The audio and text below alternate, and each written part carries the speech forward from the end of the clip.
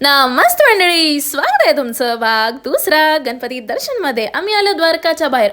म्हणजे द्वारकाचं दर्शन करून बाहेर आलो की बाहेर आम्ही बघितलं एक लेडी खरवस सेल करत होती आणि एवढं यम्मी होतं ना. तिथं आय थिंक सो होममेड होतं. त्यांना विचारलं पण आम्ही, होममेड होतं आणि अफोर्डेबल होतं की त्याच्यामध्ये आम्ही 3 जण खाऊ शकतो. त्यानंतर आम्ही थोडी शॉपिंग पण केली. प्रीतीने तिच्या बहिणीसाठी चप्पल पण घेतली आणि ह्या वेळेस पुणेकर फुल ऑन राधा आणि कृष्णाच्या प्रेमात होते. म्हणजे 20% ऑफ द मंडळ लोकांनी ना सगळं राधा कृष्णा ह्या लोकांबद्दल म्हणजे ह्यांचं एक थीम घेऊन डेकोरेशन बनवलं होतं आणि ते डेकोरेशन असं तसं नाही करायचं म्हणून करायचं, टॉप नॉच डेकोरेशन होतं.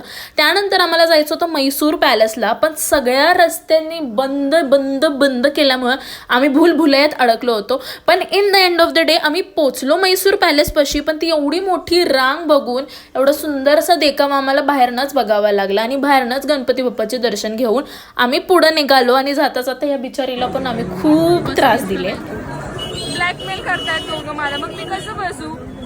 जाता वाटेला आम्हाला हेही डेकोरेशन लागलं, जिथनं बुहेरी मार्गातनं आम्हाला पाण्यातनं जाऊन गणपतीचं दर्शन घ्यायचं होतं. इथे असे छोटे देखावे होते. स्वामींचं होतं, मग देवींचं होतं. मस्तपैकी छान हे टिक्का पण आम्ही लावून घेतला. सुंदर म्हणजे डेकोरेशन होतं. आजकालचे डेकोरेशनच एक नंबर. जाता आम्हाला हा सिल्वर मॅन पण दिसला त्याचं. त्यानंतर आम्हाला जायचं होतं भूत बंगला ह्याचं थीमचं एक डेकोरेशन आहे, तर त्याच्यासाठी आम्हाला जायचं होतं.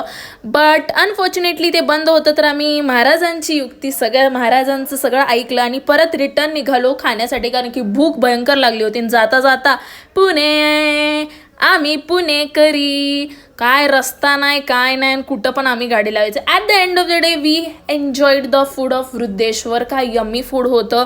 मस्तपैकी चायनीजनी स्टार्ट केलं and end up with the